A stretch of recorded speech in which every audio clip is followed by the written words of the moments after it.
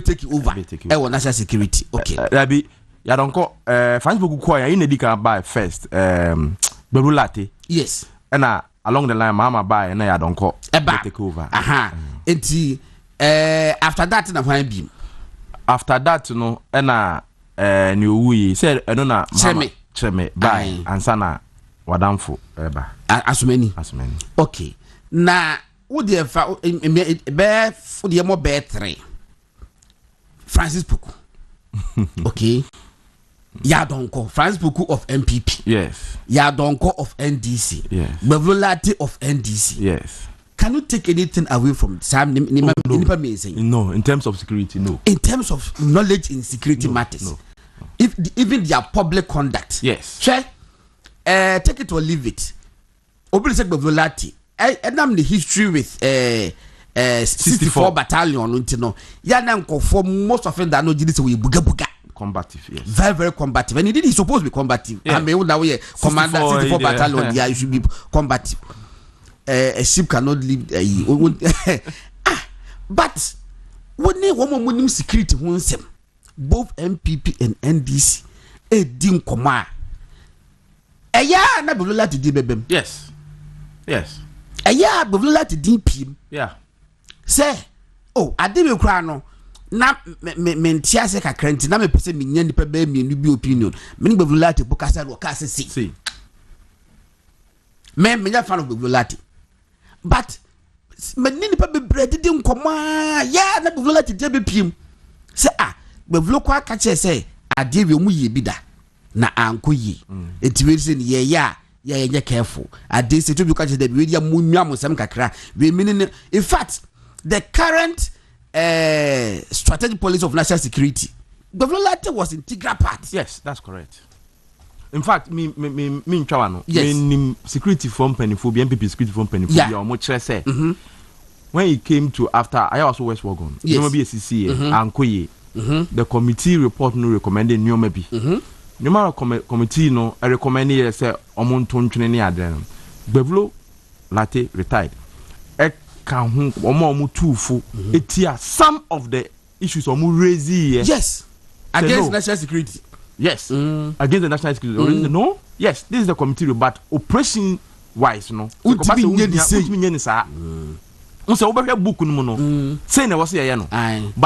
effective coordinator.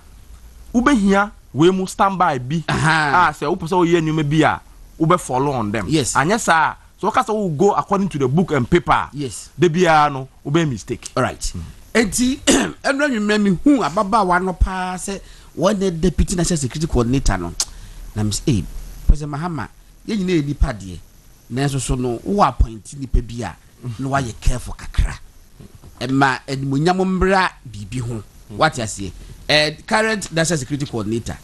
So your former police officer. Yes. And the when you lower rank is bia. Enti no at least one also the pedigree no e wo holo mo say why you police officer adwuma denti no you can also take it away from him enti sa na tie na presidency so just en company start teams waji ya presidency was say Kofi Boachi na ye den Kofi Boachi and the year first director of operations e wo den ho security enti I only say meba o de meba the deputy e wan minti money di all the din the minti money di minimum di ba me body din a obebu say ti say be period say wo hwe mu pa na say Kofi Boachi good COP retired Kofi Boachi etu kwan wo ko ba bi na was wo in charge of operations e wo Jubilee House or they hand over man say me ni ho hwe mechima me a asa brante na so fa ko national security and wo so aka asem no and the way they say oduport to say pe dia enya boyfriend put this here na you contombre so one experience not but m1 no me person Matthias m1 kra just to satisfy the masses koto you do be experience buyer or started systems oh yeah yes one year one ko baby ko yadi ya kweli so anybody who say you know combat they say we acting to manager. Yes, and Fuzobeno. I don't know what they're doing. All right, I'm going to point it. And when you start, now be just militia comment. You know, you di and Komoka Krabi, Mathieu for Mona. You say a Jordan also and President John Dramani Mahama. the list of nipa 7 judge for Makumako 7 na one nominate omo say omo enko Supreme Court no mo kwa Supreme Court judges me the judge for kwa bi minim omo nti me who am I say beti baka say me hwe bi eti who am I to say, because me need that mandate and me need that capacity to kwa say metima determine obi a wo say we kwala say won koye enti obi a wa police court je and say dey obetima akọ. In fact Ubogo Pa he's never been on the bench but he from Momoko enti omo so enti mikudi na the hwehwe maso kakra ne say what say Supreme Court judge we retirement na nsen yana what say Supreme Court judge be say be pedu asa we free mu ana obi anko retirement na nsen obi an free mu enso ya nipa no I think some say 13 as say 14 ya obeta ya adwuma no wana mboa ko betimi aye President Mahama at the enso abeka 14 no ho 7 plus 4 14 I say 21 ebisi o my Ghana dawo meanwhile this is the same president who was in opposition was castigating then President Kufuor on daily basis. Say President Kufuor a packet court no e de nko for na be hyehyem say ye niasa ma to the sense say what to omudin say unanimous 7 what to omudin unanimous 7 unanimous FC and then you are bringing unanimous 7 and then some pedi for do mukwe unanimous 7 adomo ko no say one put ye I was here cap put say except constitution no e de mra bi ba say ultimi fa enipa more than 15 enko Supreme Court and 15 okan okay 15 enrachi ye yo enrachi one asa ka say constitution review committee no bi omote ye no ye one wan fa nya adwuma o as he was expecting na Kufuor so for no nya adwuma. Say no kwase yen kapo eti I was say etimi drew 15 wo ba na de ye 14 wo de 7 na be ka ho and I feel John Mahama 7 20 15 and 21 is sana and say as why you know well omekwa parliament de ebekoso enipa bebredi komo attempt to remove the chief justice you know ebedi ehon enkomo menhia South MP obejoin ne wa homa no so na ene edi nkomo le abafo awua ene ne bedi enkomo na kakra so a mekwa homa no so ene Bono regional chairman of NPP edi nkomo kwambafo chama kwambafo abronye enche bia mefra homa so edi nkomo na mame situating nkomo no enwuma no pe nipa bia frame kakra se wo agenda bi wo hormone na pese ebia ye minim ya attack Honorable Kennedy akompreku e Japan wana and I say me God Asare-Bediako if there was such an agenda there is no way I will be part of it and there's no agenda like that na kwamba for bronye if I many schedule since Tuesday no say obeba I think Tuesday and the schedule so obeba studio but when to me ama and then ra oko Kumasi wontumi radio e Kumasi a ukodi enkomo de course e change me na me go for certificate from say say na honorable yi akompe e friend say abronye akoka afa honorable nti me tie kakra na me say no in my estimation e ka abronye betima di ne nkomo abra won yusu words be against Honorable Kennedy Japan because for me in my estimation no and said wo man na no she ne bo na ya tani nti no me ne mani nye ho nti ka je say obetina di ne nkomo abra wonfa atedidi na me no knowing who I am and know where I'm coming from obi ani ho no ma wonim say na me ye adwuma e wo Kan City Media nti I've been placed in a very tight corner. Even say Honorable Kennedy Japan can sembi na may I disagree with him. I disagree with Honorable Kennedy Japan. Na me kase me kabi kura me bie manwa me just say any 5 minutes. Na obi ekeka ɛna God it won to me God it movement TV ɛna wo di ono kere Japan atem meanwhile menye sure so be betimi I produce a single video or audio say me maba won to me aha ana movement television na mabedi di ono kere Japan atem e be see that but me can be ya asembisi na me can be say no moto and wo di natem and wo di ono kere Japan atem. Let me tell you, any power was a pempe or any pain. Any power was he says this as it is. And then one no dear one person be casted or super was the I'm not sure sir you are doing him any good service. Because many sure said the memeka so no carry Japan so Japan will radio. So no carry Japan and Japan will radio. And I said the meka will be said the man will be time. Just 5 minutes. Let's wait here. Menya sure say he will be offended by the maker. I'm not sure. But people out there now more creating impression. And they mun kwete mun ko mun tubi ho and no mun do no be Japan atem and no na won na man ha dwen se di pa konfo. Me Kan City Media. Me nim obi a me ne nya free ho. O because baby am ye adwuma achede. Adna me no obi anya free.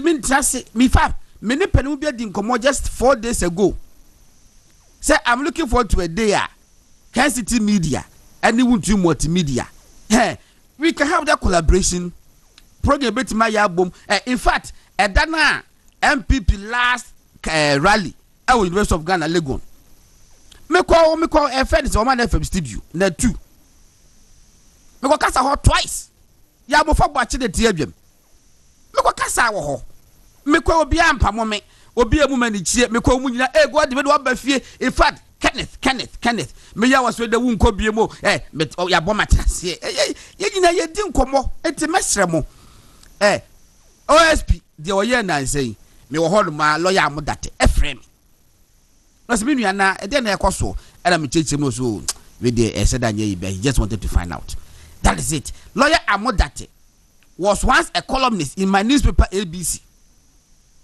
Go and ask him. Lawyer Mudate. Go and ask him. What is a prolific writer. What you go ABC newspaper free of charge. Why you me 10 pesos that? But consistently he was writing. In fact, you can't want more Lawyer Mudate platform. Ewo Robo Kere Japan radio station hall mona. Amofa Boachi. Myself and of Akwabra Kwachi, Yakopo for the crazy. And the day say holidays, you call me as a republic holiday, and I say media. Now, many lawyer Modate, I bet Nasi, Mena me host. Now, Modate, you will run us through a church, didn't come out for that people got to say he was a deep person. And now, a chick a crank, he was roped into the mainstream a year. The main child is 1 year. I think so. The general manager, Kan City Media. And there's no bad blood between Ubia and your politics. And in fact, Matisse and Kophobia almost support on the Japan. Almost the me catch me who say, Minyasho said they deserve my response. I'm not sure because we are focused. It's don't make it. I want to be a good thing. Munko Tiango Fune, Bakupo dear was who theatre say matches Adaka. And I'm missing now because who theatre matches Adaka and I say Mamia Womiana. And I'm missing Ebe Wakasa Miniria said, yeah, Neck Baba dispute semi with Yasi. Now, who theatre semi Pedro and Yansa, our tin Timuana. Yansa, our tin Timu, and Munyam, our tin Timu, Nimdia, our tin Timu. Eti ya no de me maka say I'm not going to respond to the mo e be nyina but ye di nkomo enra e ka busa abroje say ena no asem na si sunwane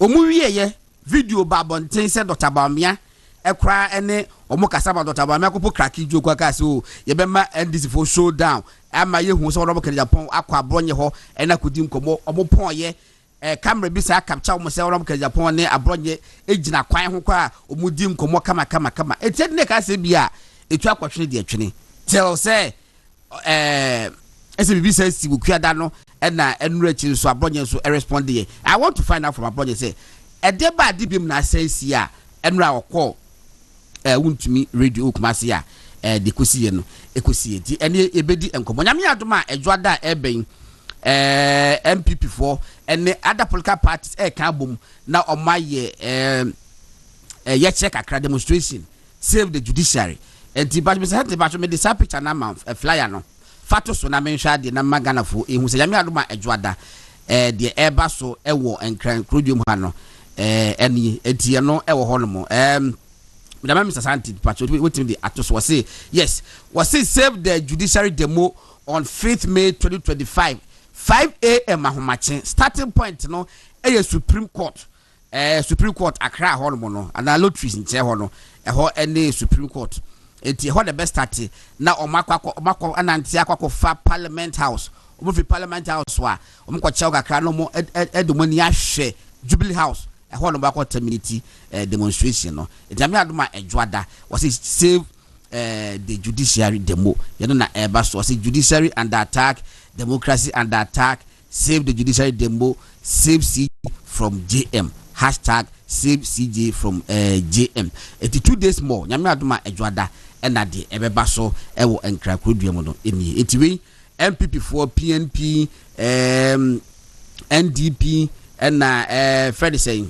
Kofi Apalusu the political party no ye no so eka ho enti de nyame adoma edwoada eba so pacho ma enkase a chief justice in Kwasem na when chief justice in Kwasem the judiciary is under attack now unya asem wo Ghana judiciary dey be save because all the assembly court now when judiciary comes under attack and it gets into the pocket of the president yawu that is why important to say Ghana ni bia nyame adoma edwoada no pa yentinsi abonten ne enko join demonstration mitani pa cho nyame adoma wukada adefofo bi besi won crisis me the fly no so emma it ba cho ma menhwe se wonsa aken no na yeni enkomo on se Urajo Dramani Mahama eba no wo ba no woni Ghana for wo social contract bi yeah social contract no chese enema so obeye within first 120 days na first 120 days no so nyame adoma May 7th na IERPP Professor Buedi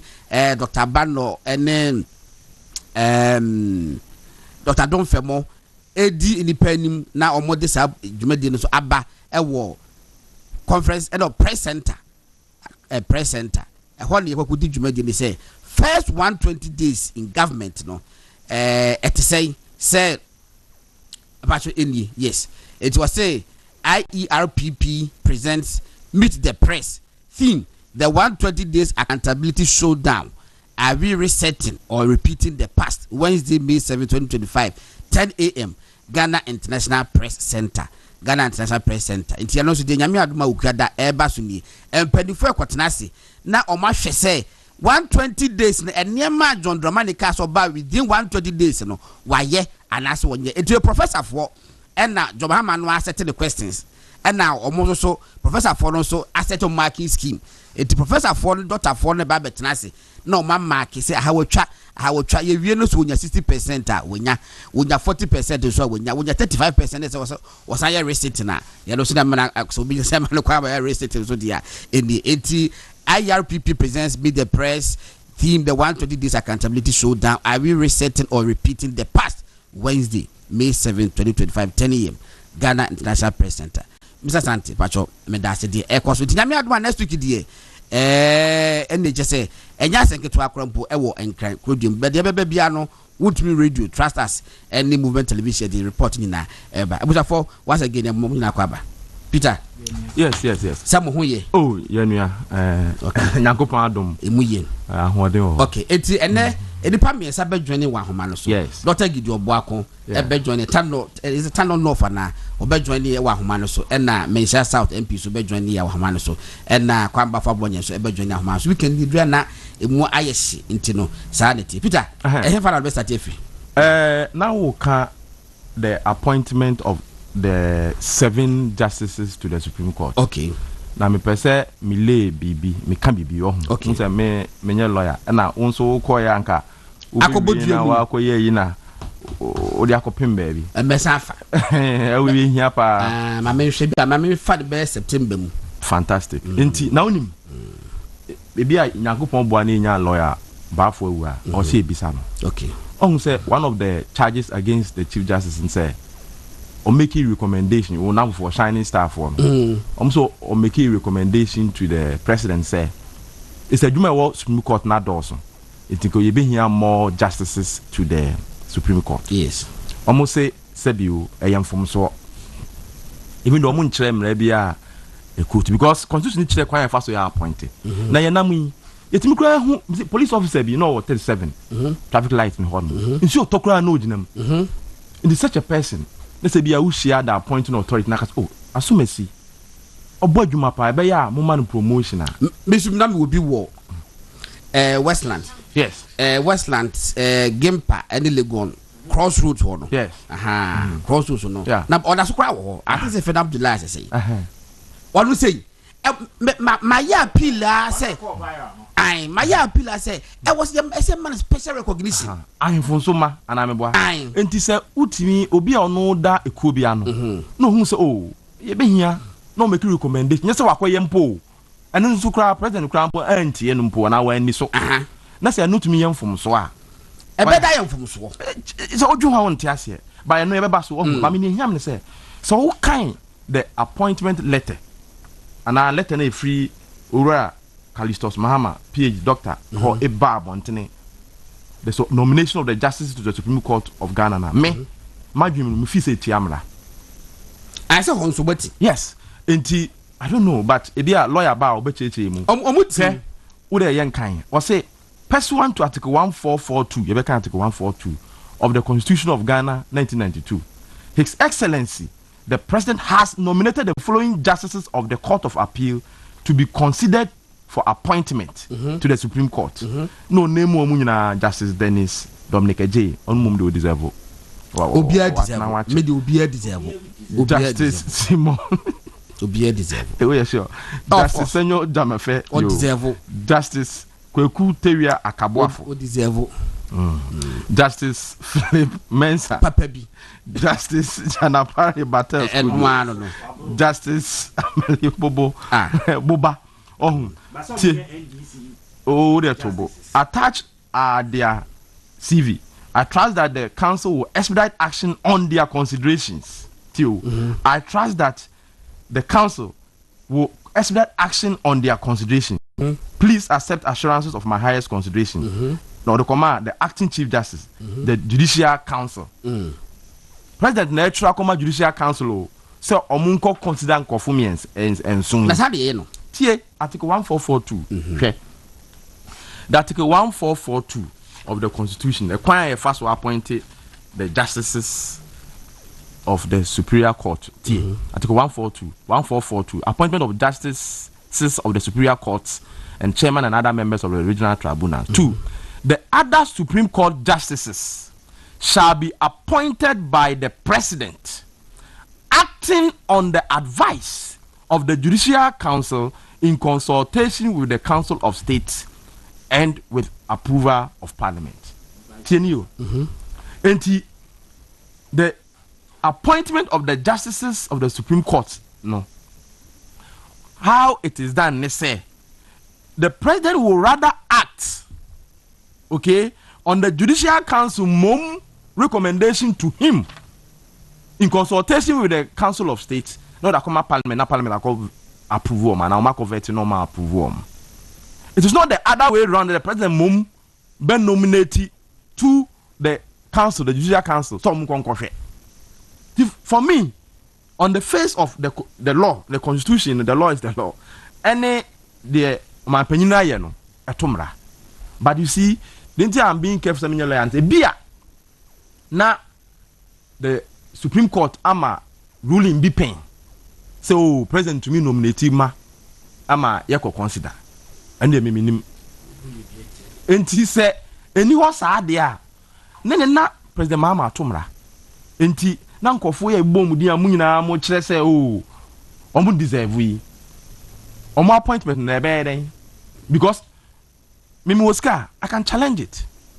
What I say and obi betimi dey akokota challenge say e kwan ya faso based on this you know na ya appoint you no after say be a parliament near the nti they don't qualify we yes na wa ha me onipa basa ebe here me yapa ye Justice Jamefene Justice Dennis Dominic J. So omo na ni mo omo ntia.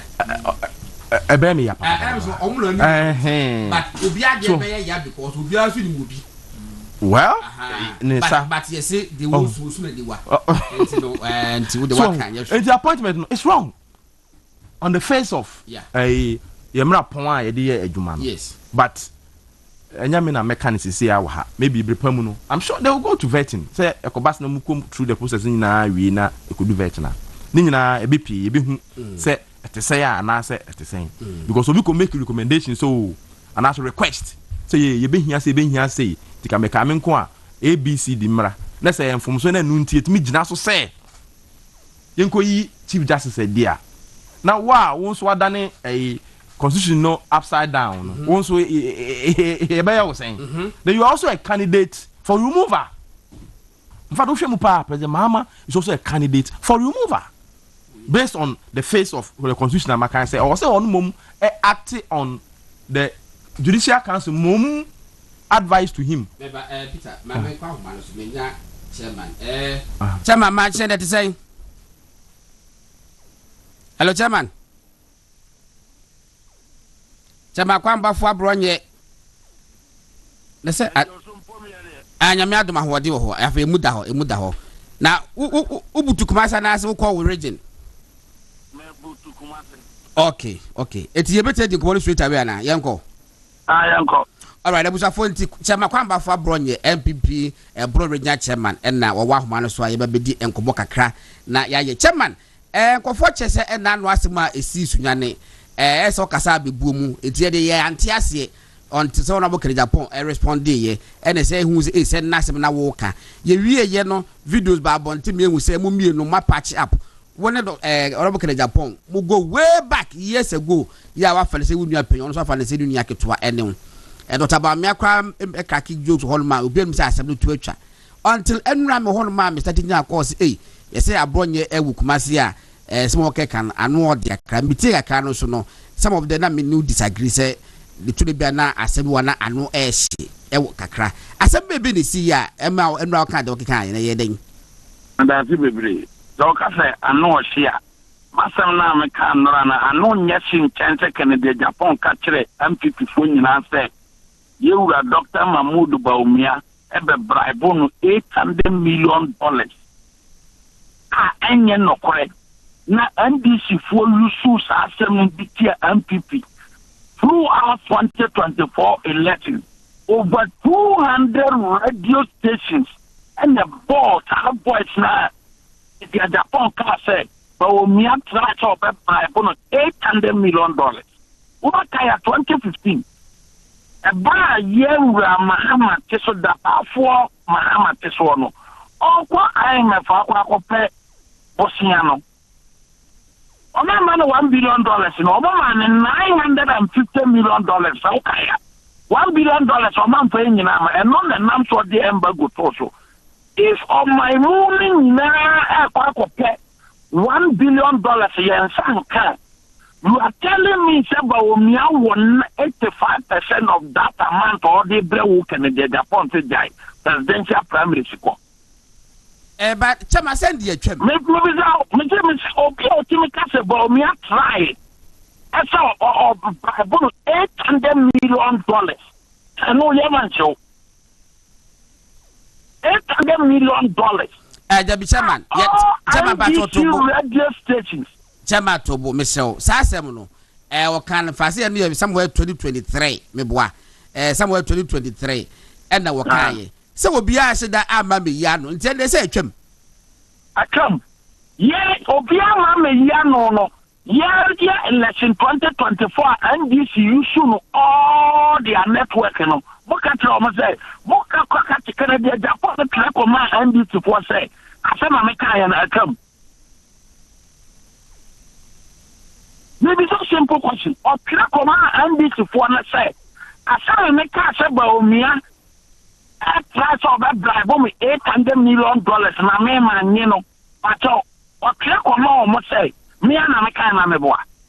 So we regard that Kennedy na ka say, Asare make to Baumia for me boa fabra. MPP aban ya kromfo MPP fo ye sei MPP fo ye sei no eno nya manhemo meboa da bi de tu de aba enasem ni sei na no let me tell you say the oka se Kennedy Japan de ye ne na no ni nya sresrefo wo no ono openipa o tu mi din so ka no kora na se enye dishonesty dia and what minutes are you dishonest person there? Why they told me didn't say Abanya the or Mr. Boncard? Why they told me that didn't? Because one of them say what the other. Now let's say what the other. What can I do? What told me didn't say? And man here minimum now or bombing channel open nipo bunu one a abronye. And what can nipamu abronya de niente amero stati abronya ne say abronya ntrade obunu you Kennedy you said it and to ukra me no tia o tinga se na kwa we kra uniska bada bia wa ye wa ke se won trade mention na de da afra me kana ye ne say eniema samre report da bi to basa won say na de da no problem but wa ma wa de da meba da bi you no nya wa fremen ni ba be yini nyina no ntia wa frame no okay summary report of everything ana me go boss akwanye koti aye intemperate language no wa be dia ma wo se wo dia o kasa anye ye wi ye no o den ja assembly Monday right assembly Monday ana me boa Monday is Monday mo Tuesday I'm not past 5 a.m. So can call me casa meboa. 5 a.m. na wo Kennedy Japan wo fra me katem ta bro. O no dey call friend who Japan na onye ni stubborn park. Ana wo fra me. Ana so ade na si wo brekum no. Mi ama nya de. Enti me so ka so me am dwene wo ye no.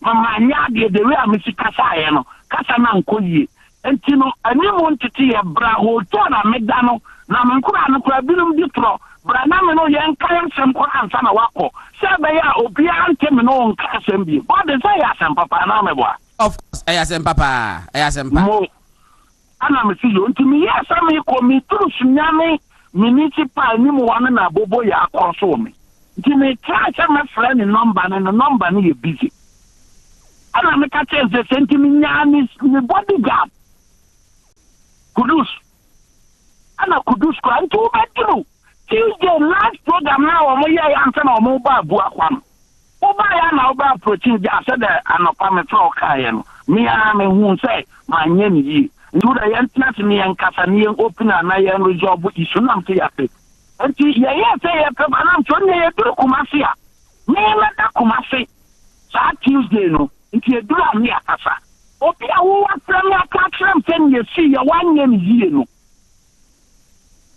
nam si lo enti fa me ya Tuesday no radio station bia e frame Ghana ha me ye fa me nka ho asem because ni pa no ka na asem ni nta me ne no ana o de ma no no wie ye no wa frame se wanu no ho ye ntia me ye nkasa nam si mate enti Tuesday no man grant interview bia wa Ghana ha because also wanu no ati me ngate Bɛkyerɛ Wednesday abrantie ya okopra ye no na wo mantie sakurati se ba wo mia bodyguard na apra abrantie no o social media hu ye passe na wo mu di tro agu ba wo mia so because ye ni tro mu ba wo mia so de o ye ade o sa ade no dabi abroje metie onobu Kennedy Japan wo ye me ba to wo ye interview bi ma metie emma wonu bo ka say Dr. Baumia bodyguard ni security for no woni bebre ma wo sia wo mo a wo sia ko wo chabetu wan kase Dr. Baumia bodyguard na yes ade no ye be atara me ka want me se ne nkura security a wo social media wa hu say Baumia bodyguard na step for branch that na me ka to see here all over the social media go on nyame nkura na security Baumia bodyguard yeah that's true kwasi kwati no kwati kwati nyame Baumia na Besin na Kennedy atuma call Baumia ayi kwasi kwati order say a tono di bubu ba mi aso enye enti me dia me wo ho wo afra me akoma chanso ne wo ye no wa nye ni zie enti me Tuesday no man kasa Wednesday fa interview no mu ana di matam say wo na wo feed me kwame oh you say entity media on any benya problem no on any feed no entity no feed obi am say what wo so one am pick up Kennedy on record. Let me tell you on your station say Kennedy Japan enter personal pickup to be my MPP 2016 pickups na ba na Kennedy Japan here and a businessman in MPP and a clear sika and the Kennedy quarter pickup na do danko akofo do ya we they would about me ya we and no clear sika ma okofa pickups na buy you would have man kutia wonya ne ba bi ko Kennedy Japan any shit I will bow be I mean that imagine so not only she said pickups na ba 2015 no man kutin kwatia mako 130 pickups abronya tobo enkomo wi pickups ni ade say no boka Japan won ka pickups asem so why so wa mama car ntena me be na no you can na no straight wo ka na se pa park mama car amount for 10 here say party pickups na buy and anya Kennedy Japan dia o mama car he's a liar. So see, on what topic as Yama MPP. Now, 645 million, 19 December. I mean, Anta Chiama, no, our contract, or ECG, one. I don't know, the one 19 December. I mean, Anta paid him 645 million Ghana. Debbie. That's why you're Juman, why you're going to say training. So let us restrict. MPP for and businessman for no businessman. What Kennedy Japan Kafama won't say or see MPP for a businessman for. Or no businessman for. And here that party Mawa Juma, a binary to some Mawa Juma, Mawa Bontin, but I say a Maui. 19 December, no. 645 million Ghana cedis or different Minanta Honono. And Kukaben or Yanquatama and Minanta Toya. But do you think he doesn't deserve to be paid? I am not saying that or say MPP for MPP were buying one won't say businessman for. I am asking a simple question, say or say MPP businessman for 645 million Ghana cedis. One agency, Electricity Company of Ghana, you chairman 19 December, no, on your businessman. Are you saying on record say is that what you are saying on record? Because MPP businessman for 2016 casting and ordinary dinner and I'm so on casting for American tea or buy an ordinary dinner but and I'm no say Canada needs a businessman for an casa. MPP for I am telling you, say MPP for including Ronaldo Danko for him say businessman for now. Woman Kennedy Scott cast in the buyer. Woman Kennedy Japan. Sakan one at the Mao. Not what the Mao can say. MPP at the man Kennedy Mamaka. MPP chairman. To say a son of war. Now the task in the go yard, and just a carny out there. Get that. It's one hand over Canamao. And what can I say? Hand over, no. Some men or people can hand over. Let me catch us a Kennedy and the Canama. I'm telling you on what you say. Coming a Kennedy, I think to form the farm and the but do you admit one at the Canama? What do you? And I say, a corner or what's out to a mamma can MPP, and Energy. But maybe establish a debacle. Or no? For the fact that MPP businessmen Yana as well lead because what that exposure and what the background what got the young come home say a papa party I don't know about say you're no meeting. I remember we say a group near Esija and you are more Mutini more Mutini and then that businessman for no and create time and putting on no my ɔne Chairman-Kuti ankasa da kɔpem sɛ ɔwu ɔne nankasa da kɔpem sɛ Chairman-Kuti ewu yɛno deɛ yɛnim ho hwee yɛno deɛ yɛnim ho adanse papa no wafiri mu telling you sequence ɛbaa yɛ a ɛnam so ma ɔne Chairman-Kuti yɛ aka Chairman feedback ɛwɔ hɔ ne sɛ nkɔmɔ a ɛnura wudi yɛ feedback nkyɛ sɛ ɛyɛ ɛwɔ that potential sɛ ɛbɛma party no mu fɛnsɛ wɔntwantwi abɛm ɛmɛba atoto basa ɛnura nwumrɛ ɛnura nwu anadwo no mihu press ɔda mɛba mihu press statement a ɔnɔbɔ efi ɔnɔbɔ kele Japan na yɛ wɔn no letterhead deɛ but who read there SS coming from friends of ɔnɔbɔ kele Japan ɔmo sɛ adwibrɛ ɔnɔbɔ kele Japan ɛpɛ unity in the party pedifo ɔmo sɛ mɛ nyɛ akora you wo a mi no kasa no wo all MPP social media platforms so mɛbɔ a me gɔdɔn sɛ me ne gɔdɔn sɔ ntɔkɔmɔ a me ne gɔdɔn sɔ ntɔkɔmɔ me nkɔyi gɔdɔn ɛsena age ano wo a me ne wo kɔn me nya sɔrɔ no pa na me yi me simple ya si wie se ta I am coming to you directly nkɔyi ayi gɔdɔn kuma na wo mo ti WhatsApp ni anyi di matem no me yo ma no me say hele dia Japan attack me ana ɔno afrɛ me ka kyerɛ me sɛ ɔyɛ sorry ana me ka so ana Wednesday ɔsan start attack no me ka kyerɛ me sɛ ensɛm ma Kennedy aka wɔ MPP mu no abawiye ɛwɔ MPP mu me no ɛbɛkyia ya me no I'm ready to leave MPP and fight Kennedy Japan with my blood. Dabi. They say the ultimate cancer. Dabi tio. I am ready to leave MPP. Let's just we just had this Kennedy Japan with my blood. We just say one party in MPP. No, Dabi. He's not the only man in MPP. Chairman. Dabi Chairman. We are the side you said the one party ni because you see 1 2 and fans fight. Grass in the sofa. Kennedy Japan. Or no, etimi friend catch me say. Otimi friend catch me say. Adentra a plus didi na nado atam. Na me be ya no na me dia no na nado ayi amame. A plus kan no kwa me man nkan.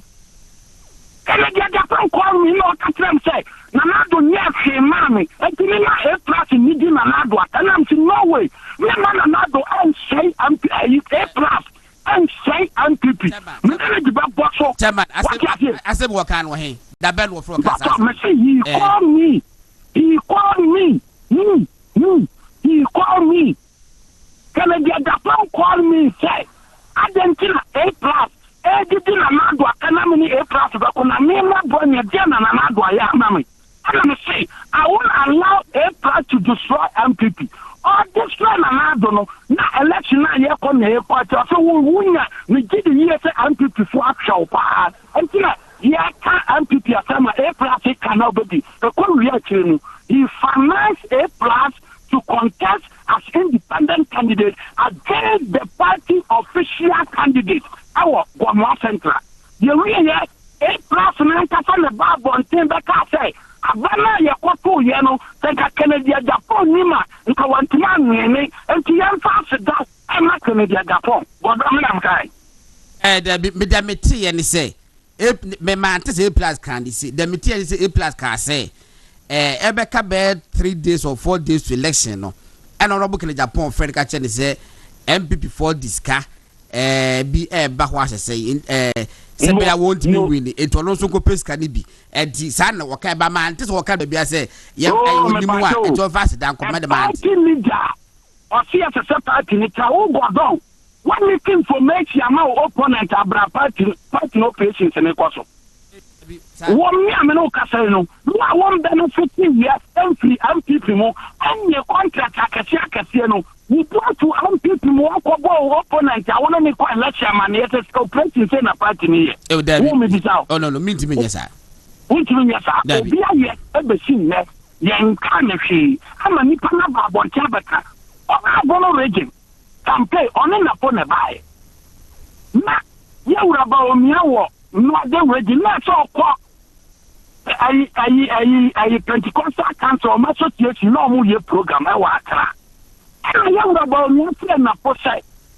I said, representing what Pentecostal Council Association program. No, ni yɛahyehyɛ program wɔ bono region nyinaa wie 2024 Kennedy free atabubu badwa nyɛ na pɔ sɛ mesrɛ wo me kwakra na do ya ɛtena program no kɔdɔ ma west ani mega constituency ni me gyina hɔ bi asɛ na me kai on na po and ask him the ma west na ɛtena yɛ wɔ program wɔ kra krom kɔnyɛ adwuma no wɔ na me ba numra ɔse na po Sakamoni boy no oba parliament men me to aduane manity me kwa elections no odidi matem Sakamoni boy no oba parliament no me to aduane man me kwa elections na me what did matem Sabama West na me koma MPP awini anya mu belusu mu mi san so ko Sabama West no mu mi san akwanda so na Kennedy class here and the community house to cover mu. Ekia kase woman publish a Japadia dog is empty. Nana do bushia for ya dama for the trouble me wa bufuo no matter about piano. Chairman, me pacho, sa fiction na nkofo tro ye no. Enya book mpa ye discuss e was intimate message. We won't go there. That we won't go there. I now and penny for me now can say before we said the message say there should be a year we should call for truce. Say we no nua panyi enye fe say mumie no begina bonte. Yeah, mo yem mem. What anam said that be hu na mo wo ampi kumunti. Sisi ana owo sika na me ye hia ninti. Me bi enti. Omo say get ana me yi sika ni na watna ye konso ache no. Enam said bi no be kwa sele ni sika nti. I'm saying, "Bro, die. Me, you do me here back home. Me pastor be our out to mo.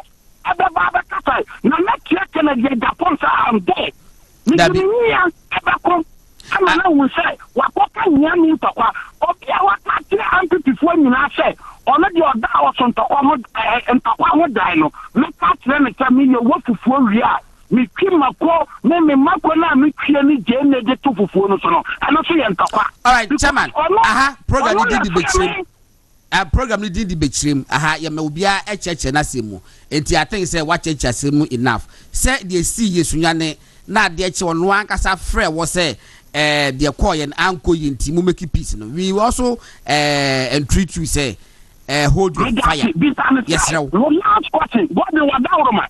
Because the last question say, if I say now, Catherine send me a see, you know, and tell you, Naman Kasa, not 2 days time, who got the deal, madam? But then, what you say, there was painful thing in 9 people, I don't trust Kennedy, the fire no muno, no ultimate case, and not what the Almon Kasa 1 people. About 1 day, okay, in some land. Any concept and you would do Toronto. And I make that General Secretary Justin Kodria. Me find the control platform. Oh, the General Secretary and the National Time our platform. Here, I catch almost say. As soon as he was Sunano, Kennedy personally called me. Say, oh, yeah, sorry. Because we saw one young year and to make a but no one made gay. Kennedy got what's not attacking you. And now I'm going any power and people move. What's not attacking me? And the General Secretary and National Time. Someone to be a young Wadano and Mera and Primoa. The fear than a mobile Tumika. And to meet the Matthias. Okay, but we that and that's why we are regional chairman. Am I expecting to say a nail queen penny for if you do as a common reacting on one kata and Bontia or Catchmeno. Our Catcham say 1 year was tsunami incident, you know. On Bontin for statement near Castle. All right, or the deal were 1 day, man, Kata, or my apologize. I'll put an end. Matty. Chairman, what the Kwame? Chairman, what the Kwame? And then so a memory that mention me the Kwame. Ye crowd that the Yanni entire. Kwame for me. I'm expecting to say, yeah. I brought you where Bema be Bray Kujao. I'm even expecting say Kwame kone di djuma e o baby awo bia nyame ma for chaba Kwame bafo abronye na motene kase ne edin komo no and I think say going forward no and penifon hwe na omo insist asem na it shouldn't be a difficult because say obetimi aye orobo kere Japan ne Kwame bafo abronye start 90 enye ne ache so many years and minim the akoso nyina but I think say going forward no we know emwa enti Peter obeka kitikiti bi wo ho na me de meka am say MPP for no ho o say Ghana for sure mo papa na no mo sure mo election no no I think that there should be a way ho send people pen for no yeah and yes say TV so na radio so a commission ba bia pen for no o list no omo bo omo papa say o list na o say Kumasi de say we Kumasi ni Kumasi de wunya yi a utimi ko high nkofo no ma ba be su ama wo mbe su ma kama eti be say bia so wo list a ye meta high nkofo ya wo ma bo ma ma list no me metima high nkofo kaka me list no entu de akire no ba wo list na we list ni pa tu bi din amamu a ene say list because enti oman bebe ye dui hwe enra madam fu bi a owo ude onim no me mate bi owo be makam yes o frame me o so hwe Peter muda montra na munim kwasi asem what is happening in the military no it's not a joke anodin babia bo so be baako my goodness 1-star general the disquiet what bo so be baako 1-star general ya promote na mo akwa ye 3-star general no but apart from that no sa nkofo na generals no mu kofie no ene nkofo bi anan ko so munya opportunity to kwan ye nyoma bi a ba ko bi kwa no akọ ya recall no e na akọ so onko head office hwe you have no idea hwe eno na nchen the judiciary in sema ekoso yi ya damfo hwe o se ono so owo me view ni be about nkofo bi a sadia for public consumption nanso o se dabi ensuro dabi ukofina ukoda ya bie pono nto ya show ni bi anya nsam nya na ai hwe adeno no busai minimum bi a ye fa na adwuma 2021 and winning area no fa na adwuma otifie o chese enye ono nko a in fact enye ho national security for national security for I have been permanent staff 6 years ago. Yeah, in fact, we can dapa. A man for security for America for be trainees uncle for yeah. Menuka say, or so many uncle to the fee.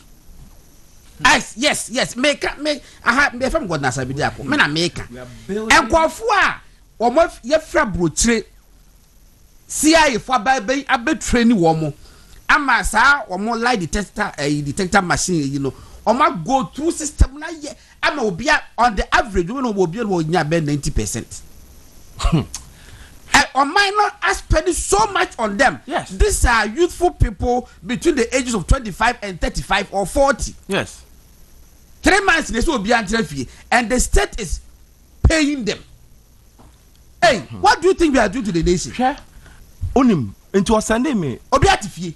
Mama conversations press a briefing be or statement a portion be or chair say ono there or for obia political party be will be in fact he was even urging the MPP focus on to abama no ba or be protecting MPP for omunye happy with President Kufuor at the time to abama no ba be protecting no ba nyoma e koso ba so throw ni book ma waka ndra meba na wo hwe Monday party na decide say obey demonstration on semi koso ye judiciary ni sensemu mu hwe godon so hwe case ni bi pa ohun na ken se anka prima facie case grampo president otimi establish and now mo say prima facie case was why established on for report number no and there mo gba anyway ba so I think say it will be unconstitutional because all proceedings it will be unconstitutional and the past 7 now was one nominate omo no and so is it constitutional but you see so once you are calling for equity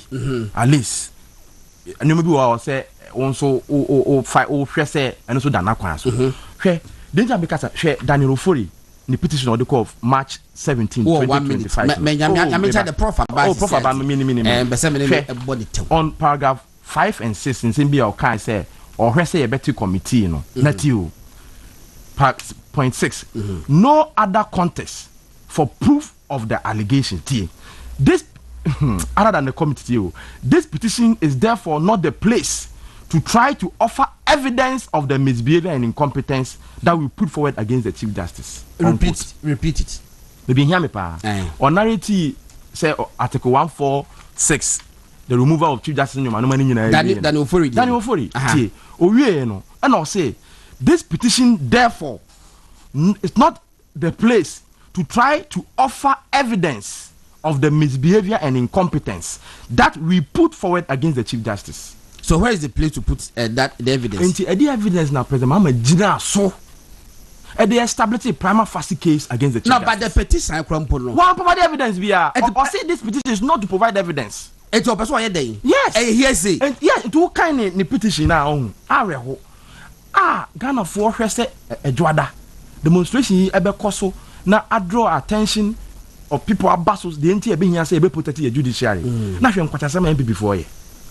Sebi for me TV so but a stupidity say Bɛkyerɛ si ya kasetia twam na bibia sa akosi bio na we abesto so na me dey ma reho so so the to platform bi so a secretary ne the chairman e wo so say adi say na akoso quickly what do you do obia address it no so atiasim no can be to bomb sa yetie ya damfo Marcus o send me video bi reho time and before painful or say sure papa even the timing you are seeking to draw attention of the people say this I know my cause of judiciary ebini no my establish primacy fact case confirm no be some evidence bia ma what you say o na so you say yampa mu CJ in the Ghana for meboa na yen draw the attention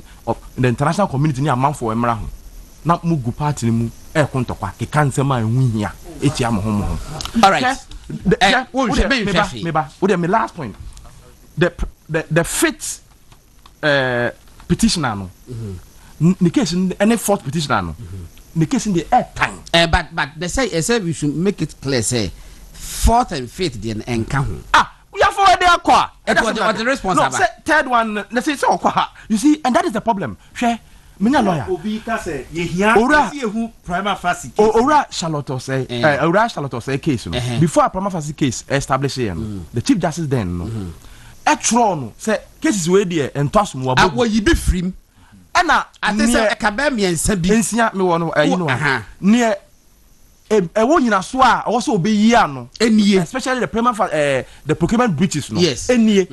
Ene ye de man no. But in this case the nyina bom. To the extent say a petitioner or your friend Christopher Dabui of Japan. The telephone number have be actual 28 March. Yes. And the Akoma Chief Justice say Akoma President say any Chief Justice said because and I must say who can article constitution now or say your tribunal system or a legal system. Na onye hwebebia ehunu seti or say I'm quoting from the petition by failing to establish these tribunals by failing to establish these tribunals the Chief Justice Tokuno has denied citizens their constitutional right to participate in the administration of justice as guaranteed in Article 1251 and 2. This breach has created a constitutional crisis. How?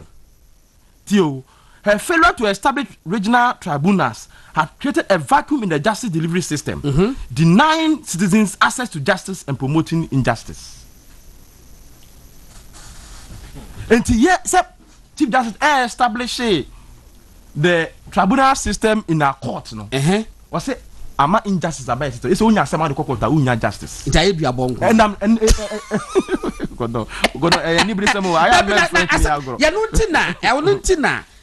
We say a ridiculous claim and unti eba president no what try say na masone so hwe we ya mo hwe na matimatu biagu e bia betia kanema mienu bia no de wo se maame eyi ano na mo de ko na rubbish we boiler goods and service we nyina na o ma be respond okay Peter Ghana for hwe say anka edwada no some of these issues they be highlight no hu into when nya nyina so nti a na be see empa mu chief justice ana no hwe nse mu na mudi mate kra me ne lawyer bekasa meba wo de but wo ya se kwaku ba kakra wo oh I didn't so you also start use spectacle say the me say da ba ko ta be say wo da hwe da nim documents egu ho and now person read ya no afa spectacles na wo de hye no oh sanity oh yeah that's a mini office in the main time na my office I can na your office abula for ye di komo ya na professor Azigbuadi wo twam and na wo se aja wo te se meka IRPP ho enko kakra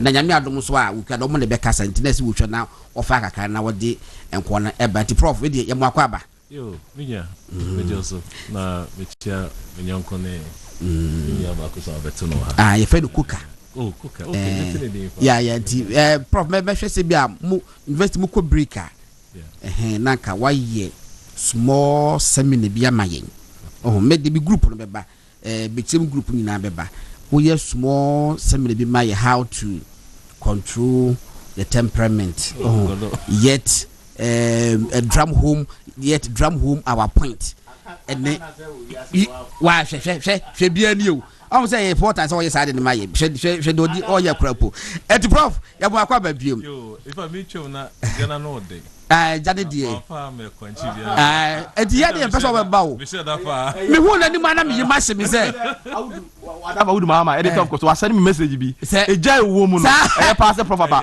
awudu u message no Bɛkyerɛ prof na wudi enti me hwe ye no ho me hu calls bebrebe any message me so se mebi ba ko esofo panyi pa na me so se mebi me mie ne me be nyame anu achi kwasie ya o wa sorry no aka me go school ka ko cha de hu se na ejade wo mu no ma fa once the one no ya na 10% casualty is allowed prof nyame anu ma wuka de na mo se yeko yeah me nda wase bebre me say my mom invitation there but because of relationship yes the real my own opportunity oh of course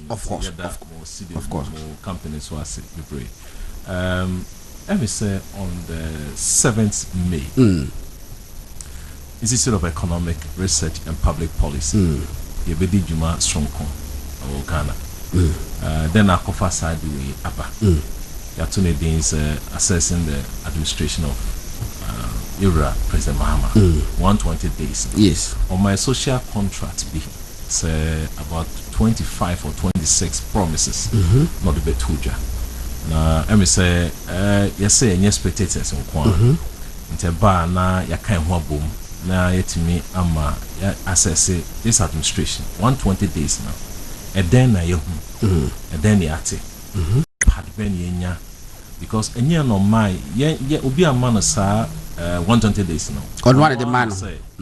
Odru ha obeya baako mienu miensa about 25 in yoma. Nti ye be sa de na ye da se wo so ahyemu kana anopai se o borderu afa ko ga be ye ho. Em se wo so di mu akotren bebre. Nti ye beba na ya be de sa adwuma we. But e be interesting. Na ye de better form boko. Kasa bi e be ka wom na ya fa policy ni mako iwia so kwa exams are your man results you produce results oh Mr. Prof say and na me control so hwe bi ss me nu share cast bibia amfa wo no na me say ye mu hihye me na nu achi na me results ne bai oh na me ni age me ka che oni ase me ko edana I will say I will say dana edana che me no now so exams yes na me say me what yes of course that you meeting what's a kind yes na me nchade na me nchade if I mean me catch that Peter die proper to as well I don't let me say you are sa grade onya ye no money be so deserve dia A ana B ana C ana fail okay na grade no ya hihye no mark so interesting presentation ebe on that day okay enti ye be stre na proposal ebe ti na mum kodon min kas na mi wi ana min ko okay eda na TSMPP opposition on what terms are me say ya reho and ya reset wa on say oh yeah upgrade na ya reset no woni su chimu ai in terms see ye ma form yet na enyoma e koso na nsen no on say ye wi a ye for a govern in power yes and your best assessment to munyan di MPP for so ye wi pa ye TSC opposition 120 days in opposition 120 days in opposition ye ba be ye mpese di nyina be bom assessment of MPP 120 days in opposition ye be fa ba je kwa mon sanchem munyi ayi fonsi minority parliament there executives yes yeah ma obia fair because we don't want to bias okay yeah governing power there opposition parties so or say any there of course near the bomber one shot you might find the other story in Nkwa until you here ni Tuesday and last Thursday no 120 days in opposition adwuma ben na omo so mai and na there be but me I can hazard the guess kakrebo baby it will be very, very interesting say ebeba no John Mahama the performance 120 days in government no and yet that encouraging but ubekwa ko share minority there 120 days in opposition me suspect say minority ebe track here action MPP as a party in opposition. That's my suspicion. But with the data beba. Because I don't need to no. A plus and I say Attorney General Cronford. A plus. I say Attorney General Cronford. I just bribe. Yen the OSP. Ebia wodi ha wo be o judge madia. Na so na ye madia. Oma ye invite you. Say no ni kroma so ye adwuma. O say na office na ye adwuma. Enti no omunti 10th floor office no. We pass the Jana couple. But okay. Oh na ma all right. Eti professor before prof na professor ka bibi o party no. Party na asem na yekoso. Em say mpeni for many to agreed to hold on to executive positions. Oh no, that I would disagree. Because so far meba. There are people who want positions. Chairman won't go be. Udia meba. That's how we must organize. Won't go be. Mamin kamasem. And because of where they have tilted to, abaye very difficult to be a leader among the people. Because manko kani ye beko weyetia because it's likelihood say me nkobium. Manko bioma me wo weyechi ana me wo weyechi. But ye here fairness in leadership. Okay. And fairness. Thank you. Okay. Mati eti kokado no. Prof, eti yami aduma ukiada na lopa 10 o'clock. Yeah. Wo press center ene beba. Woni hwan hwan na bekasa? Let me say me Bano. Dr. Frank Bano bekasa. Okay. Dora George Dr. George. Don't fit. And Befi, Kwesina me Befi. Okay. Into your group in such a way say Obia Betiasi. Okay. A very simple. Okay. In a political issue. Okay. A fact and figures. Okay.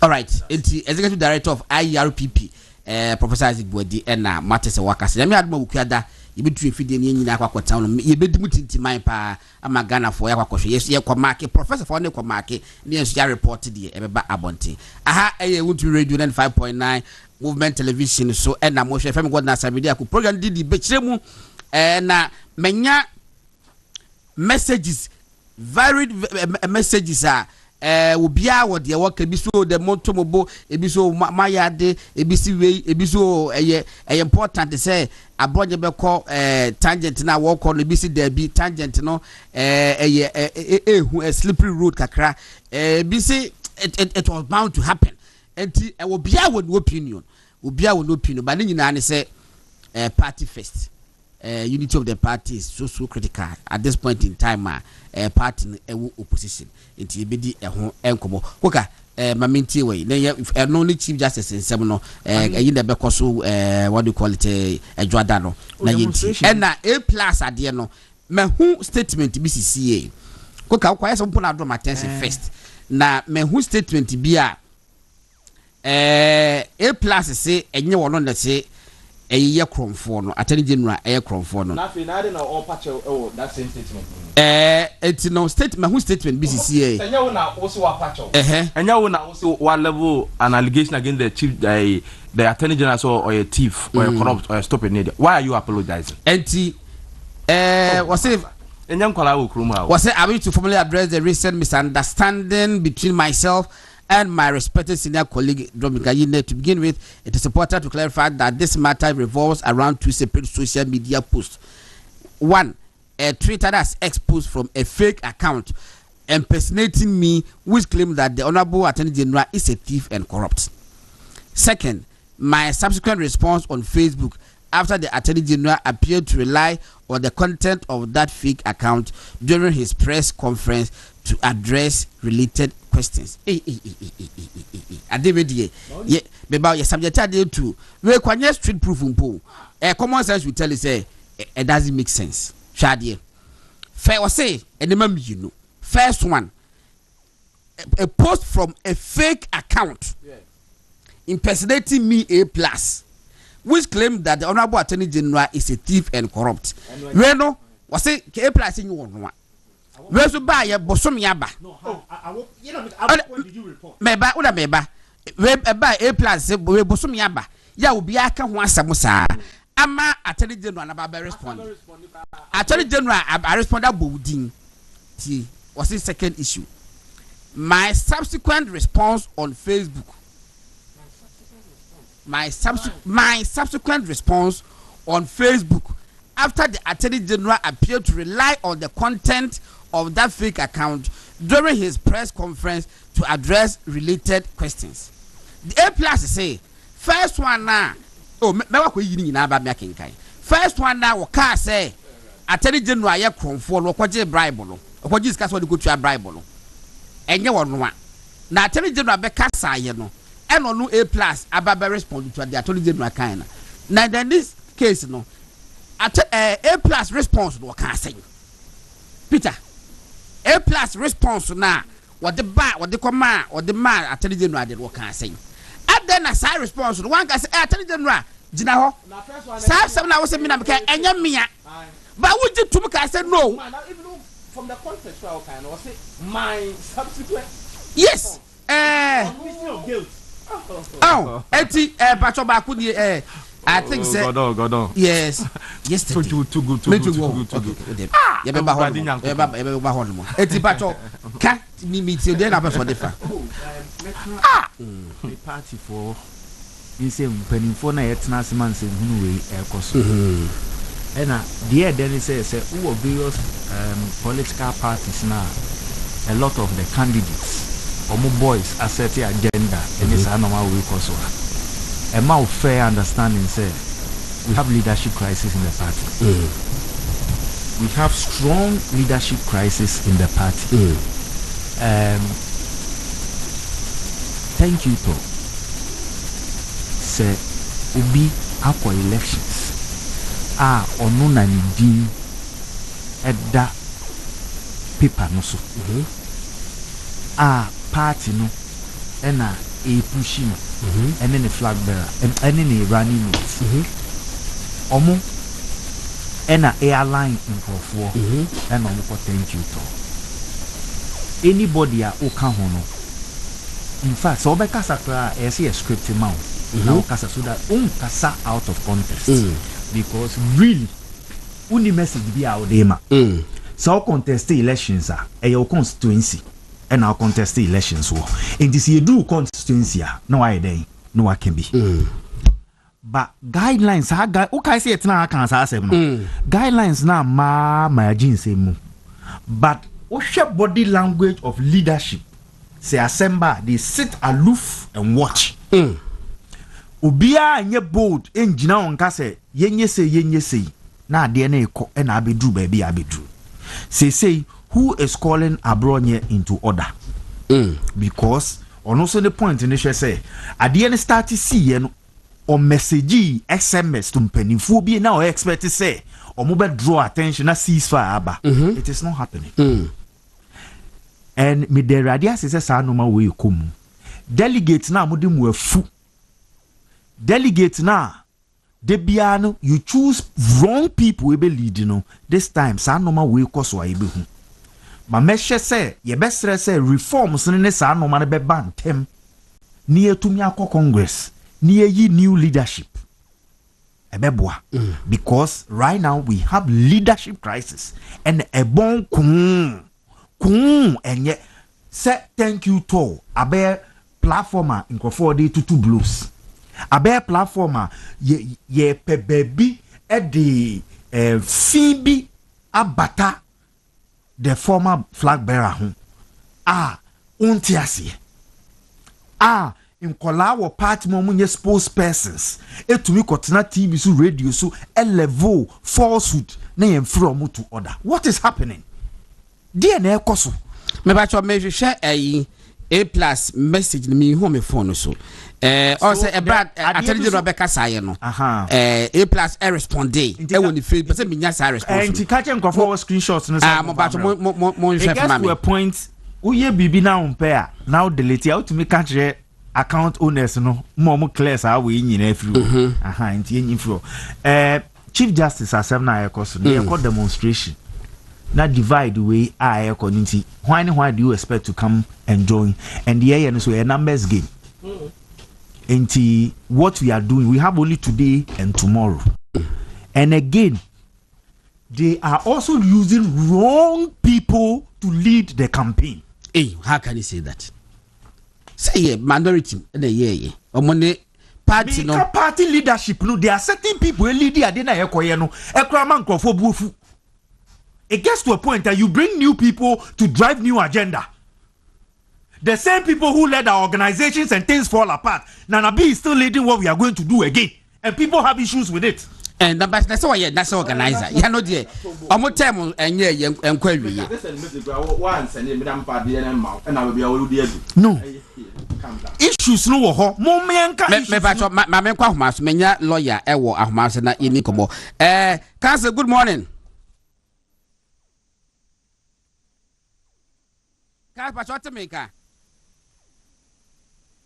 Oh goodness. Kaspa Chotameka.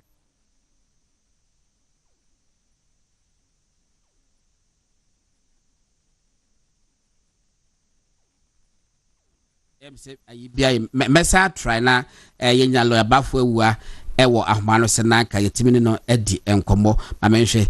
Hello lawyer, good morning. Pachotameka. Okay, but hold on a crabina ahmani intral to ni sanko no lawyers what me kanti akase men so metin kanese nkomo e de ahyehyɛ so na to de bia na adamo ne honhomfo yi omo so pese oh ade pa yasem kura ni ochemei ochema brana behwe ade ma me na yem se but maybe I connected it. Okay, to repeat. Okay, my man. Let me say hello, Council. Yes, sir. Yes, sir. Bashona at the sound of pain. Me do so good in Yami Busu Yamobo as well. Yamiadum, and what you ho. Council, you know, some so Casan way Chirikaka. A Bashafedia. After the year. Aha. And I know, I think say you could dano. Many pen will be could di enkomo na obowudin na in your absence send up penimono or a very meticulous person or we records person now was say oh praise we say utiewa na nani age say ye wo cool heads brilliant young men na omunimum ra na wo kase wo kan law na wo kan law no without any partisanship if I wo bawa baso pa me wi amebo ndi achew that's Aja encouragement ya mo de na me ene som pa sabi ya bi ehu asi e be som Ghana nia de bia de me kan se ya de me ku school se omun ku school na me yem panyin pa omu pa be yem panyin pa e wo man bi Ghana me mu omu ba Ghana hospital no bi Ghana kwan so no befa nti si antumi ankyekire man yi a yɛ de ɛma ɛkɔ sukuu kɔka nyameani a ne yɛdi ɔmo hwɛ mmɔ nti ɛyɛ nyinaa yɛasɛdeɛ si yɛbɛdu nokorɛ ama Ghana man ɛwɔ ɔman kyikyire yi ɛdeɛ ɛno ne mebotaeɛ na wonim so wɔyɛ na meka sɛ wo deɛ wabɛn paa na mmom no woanhyɛ da nkɔ sukuu papa saa mekɔpokuare ɛna abusuafoɔ de ɛto kɔtwene wo sɛ na wokɔkuma se ha nti no mɛmka gye sɛ woyɛ classic example sɛ ɛnyɛ sukuu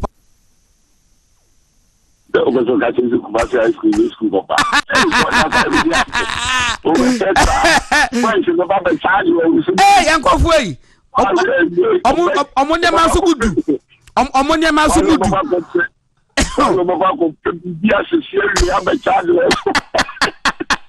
ɛdɛ busuafoɔ lɔya baafo awu a batwa wo pɛ wɔn a wotumi kyɛkyɛnsɛm mu wɔka law no a wɔka ho wɔn wɔsɛ member of parliament for Mensia South wɔn a Dr. Matipoko Prempe efiri hɔ akoya no so no obesi na anana yɛ sɛ Mensia South for so mo werɛ ho ekra no because wɔn hu sɛ wɔn nya competent person to replace another competent man lawyer na nyame adoma edwada mo se de na ekoyi emrai ye de ka say man no ano no na do you think say demonstration be to stop the president from exercising his mandate ana so say estimi stop no a and we so stop na inchirima baba be kai say ebrebi esi etise no say bi nipa amfa wonsa anhye won de mefamu anyenhye ha omuye ni obetumi bia enso je na na sebi omanpanyi ene na pamfo omaye omadwen sebi opeso mu ya no be nti yebeye ya ha de ebi enyankopo beso ne dae pa woni na kasa se kwan onam so no sebi e kwan a sebi eso e very slippery si eno na yehwe at kasa me sebusa o se wayɛ bɔne bi ɛna nkɔfa petition na petition mo de kwae no ensuo ginam ya ɛwɔ sɛ mpedifoɔ hwɛ no mo twe na so a doesn't mean say my ntwe na so because we chief justice ana say mo hwɛ petition mu a ensuo nyinam entina mo turufu sɛ wonya de wɔyɛ no ana edi kai sebe yesi ensuo beta medical and now what that ansana omanpanyi ne na party e beba ban won sen kan bi o kekaye e ma yihu se no wachichira bo triple second bi obeba popa obefa so ayi judiciary obefa so na judiciary no wona bo awura bi no obefa so ayi wa wo ba ban na wo twibie na wo twemiensa atwam ni nyina ye ti resi bi ketia and somewhere of kekaye Irresolute get your patcho one wine, or NDC chairman. Irresolute get your brand is weapon with my baby. The patcho NDC a bank cabinet meeting, what movie. Now, Sebi, yes, it would teach you free shares of the country was so attention. Why you didn't hear? Papa was saying, Chief Justice, yet they won't be, yeah. Now, after so, electoral producer, the pound. And so NDC Deputy General Secretary or Director in charge of operation in TV House say the Mustafa Bandi on the she so interviews will be check omunso omubi Chief Justice no it's not just say agrimu obia omabo no masini pi said the omubi ya no senior what be say say ampa Constitution in my coin says be Chief Justice to Brebia Utuino. Na Mr. Adia Chief Justice also my why judicial policy and KM Senka, Ubekasi Dawa, and Subidia, Nirujimua, Ayabasa, Amikasi Mucha. You see, if you go to equity, go with clean hands. In Tinkiake, Yake, Nankayira Jo Mahama, who should say Chief Justice. Sebe with the money, with breaching Rebbe and our policy being you know. That is a cow, you right on Mahama dear. Would be a wee fat, Sebi Bogania swine. I dare you not as a woman, and desire. That's why you become the 12 hours. The governor of the Bank of Ghana. The governor of the Bank of Ghana. Okobo Bessia Emma Bank Biana EU, a Brana Sebi, Embra Ewo, where you saw Emma Yedi Puja Quarter, Dinasem. Dinasem, and I was a Busano, and I was the governor of the Bank of Ghana, and the only governor of the Bank of Ghana. Sebi. One of Jane Ape. Saying up on Johnny. So, it is a wish at getting Nana, and yes, a bit plain in the pay will be no more. You will actually put your mouth or said your person and one of Mubayano, and one kind of way day, and I'm sure. And come on, the Bonnie part to say the A plus at SA, Attorney General, said we are both in Kiam Pamua, could be other Casse, I in Kiamanenko. Now, where can you call be the Mamma Kobu? So I just say, now, media, you may can say, Sebi, Mammy, Swire Bonia, that's also so money, would be any problem. So, one penasem, that's also so money, would be any problem. Now, woman, I call you, Muja, you should to Muja, the German Sayana. So I just say, would you see what? You dear and your judiciary, a better free war. Uncle Banessa, none the answer so, said be a month or say, or appointed 7 Supreme Court judges. I've got not vacancies and over you to tell. But the pound soon, therefore. Not a Bɛkyerɛ will say, one not general, one not yes, say, judiciary over Buno, and not a pen or a day, or you. So I say. Nti nyase maame na boni bi a wadi ana ebi a omo pese omo china so enti sa yiwuntrim po na sebi opeso de ye adwuma nti ana boni say give a cat a bad and hang it to say for credit boni that should be the same and no omo ye cast bacho 7 justices here one nominators who appoint more Supreme Court no. And unfortunately, say the process now wafemu say we directly to Judicial Council no. Yeah, me say unconstitutional. But process then they said that the why. So, what the my jail in town into a real can be the misleading. So what I say, so into what the facture me in KBCC. So what I say, Mati in KBCC.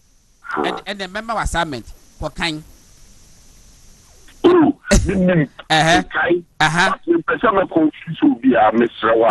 Okay. And when it comes to that, because you say, oh, say, oh, for so now, so we be demanding. Yeah. Nah, well, we are no one. Okay. It's not we are to tell you. But 10% casualties allowed. Yes,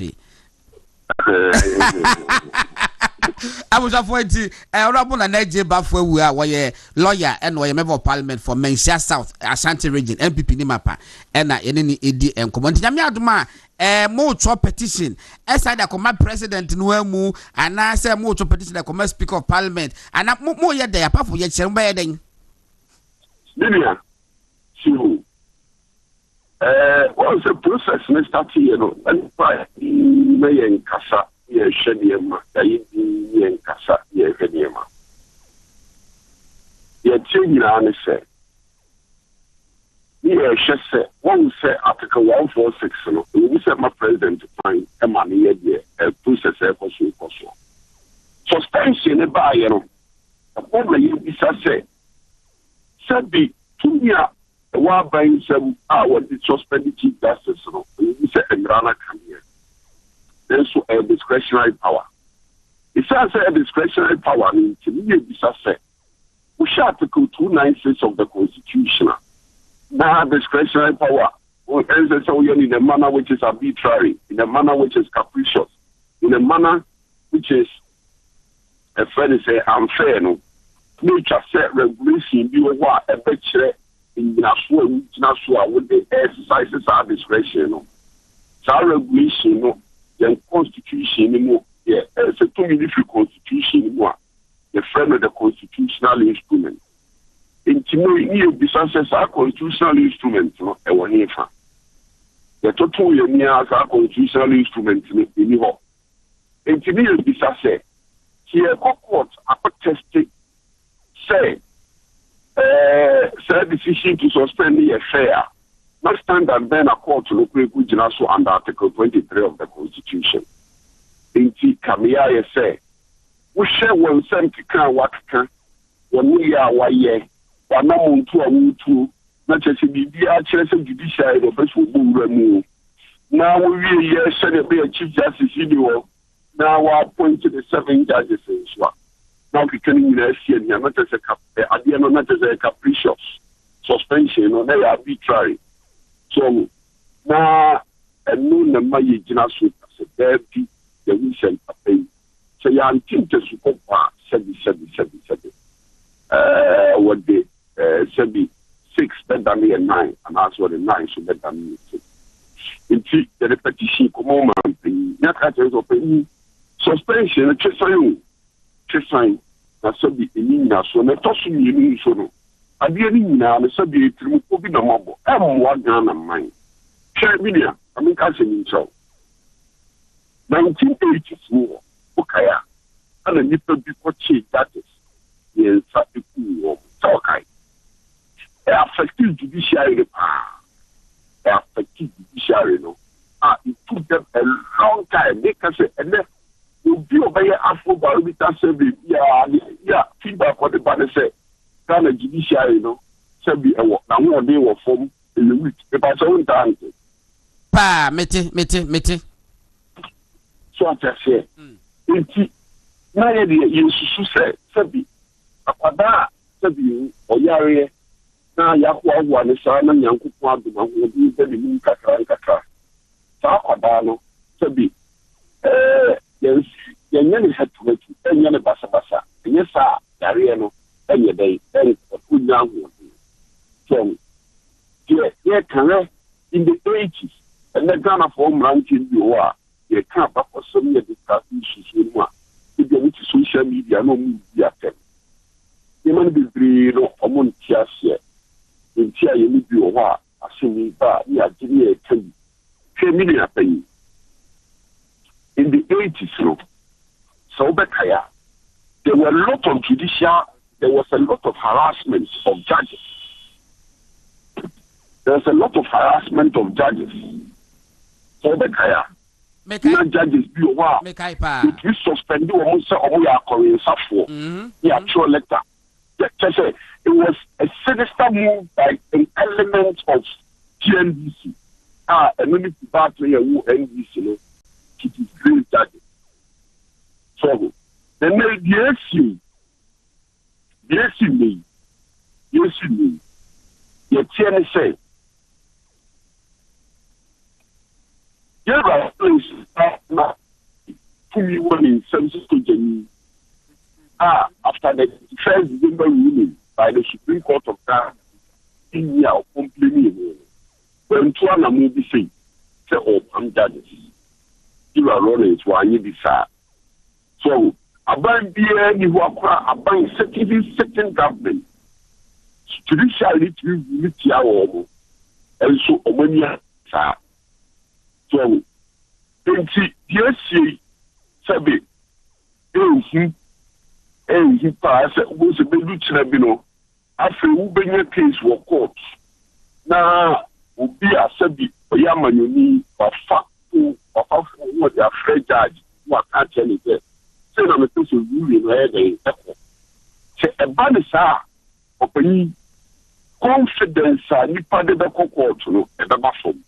He say already all the service say judiciary na wo de ye dey e wo. So I say enti ade na e course wo say be enya amanyo se mo mama me enya no MTP NDC ya sa na e dia jira ho bi pen say o man in the 60s and in the 80s. So I say Emma a lawyer for crime to be to the judges. It did the whole Sabi. And she ate to free Kuma say a quatran. So, ain't a Sabi here. Mummy, I am fair dream, Cosonian Fia, who didn't take me. Niam Faja to Ama Oman Penny, John Mahama, Oman Penny. Judiciary is the last bastion of hope for our democracy. Who don't saka walk of fast and waba. Now, more day work form is said the Afro barometer channel. Into less reform. Some young men who can say, Mako a friend is saying, Mako Constitutional Review Commission. At the Bɛkyerɛ akɔma wɔn say judiciary no one of the moods are the entire more they work from a kwan so appoint wɔn so enti yɛnhwɛ nan sesa yɛ mmara na yɛbɛsesa no a si yɛnsɛe no ansa ne asesa no so ate asɛ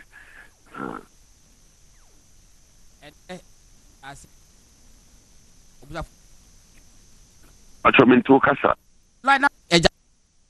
what in here be enkobo enti lawyer honorable na naji bafo awu a member of parliament for Mensia South ye da se nyame adoma adwada yebehia mo musa ho mache 5 ni nyina ene mo aton sa kwa de kama once again that's it right abusa for enti lawyer na naji bafo awu a na mene ni edi nkobo member of parliament for Mensia South na we one of the you know petitions there for a shining stars. Wait, why a shining star?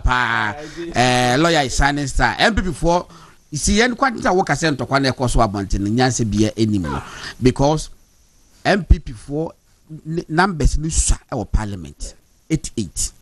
But Omonya key figures be Omukasa stellar performance. What you say? Talk about above where we are. Talk about Dr. Gideon Boakon. Talk about lawyer Dako Swami. Even Fedi saying we winning by election a war a Josono. The replacing Minia first John Kumano. I look another solid person. Now deputy majority chief whipana Jerry. Jerry. Kabiru. Me just be who there. Mami Koko. Yes. No be replace me of Amuakwata. Look, enya secretary. In fact, Parliament we go put na me who say Abna Asare, former deputy finance. Yes. Me, I didn't know say she could deliver like that even in Parliament. I never knew say Sanwati. But no. And that move a year debate budget.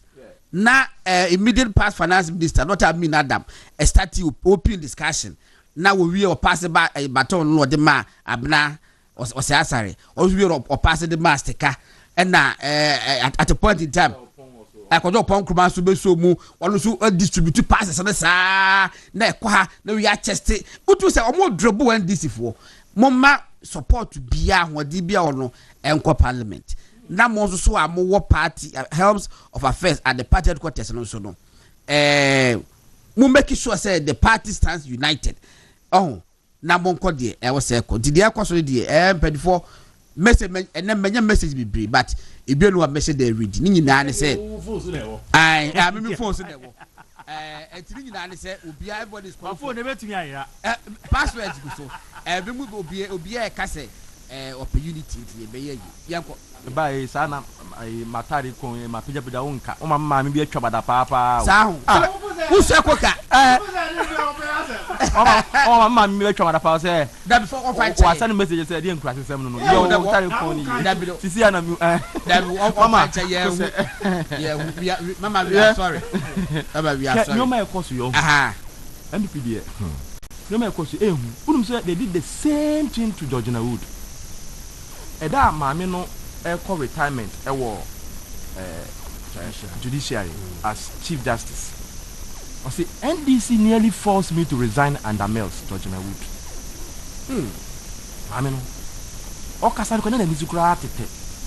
I say, Mammy go to a big crab. I say, can you imagine a full vessel, an array of the men and women who matter at the time, with the press in full array, asking you to resign? Unquote. But and the nakupandum I'm saying na Mills no lawyer now say Mills do a different person and because you call me the president and Kobe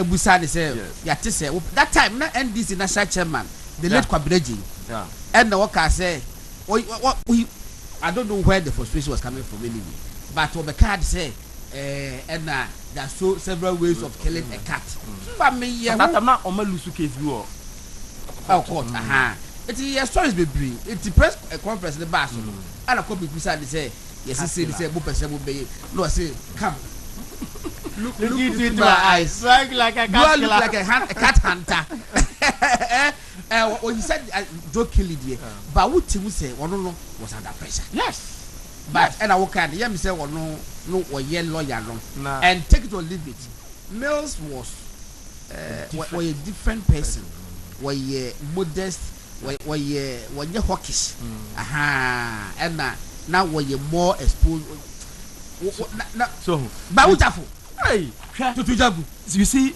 president I would to a judge for you say unanimous 11-7 president now yes think I idea President Mahama or respect constitution now said the man for person church on there the law is the law and I'm running with this one I know for a fact that there are about 3 petitions for the removal of the EC and 2 deputies I don't know for wedding comma CJ all this while you say the one about positive transparency me and madam for pa ba could be count on me pa me ya pa o me no kwa sorry but on the Rebecca was a mission was sorry and the another one by Aticho Apalu almost about per day for the remove EC ne and also or acting on it by Bayache oh Bayache I look about Sana CJ the end in fact madam for the end there call February 2025 so 8 and Apalu the idea that be Peter see no the man and for kase the President Mahama the removal of the Chief Justice yes is a means to an end yes a means to an end of course when him say we yidi free hono na new person de be ba no obey amenable to him na what the petition no command say munyi electoral commission because some of the issues on my raising against Madam Jimensa no esre say or create or compile a new register I made the call to about 2020 about covid ho na into our creative financial law abanianto and I register the team I know that some register on a to about President Mahama so enti into went me for the way mo because Baba forward I know we are conveyor belt yes I don't forward come CJ na CJ enhwe say omunsam mu ka no e wonyina so ya no krampo there's a difference between a petition for the removal of the Chief Justice yes and the petition for the removal of the other constitutionally mandated bodies yes because when the arm of government yes and now difference in here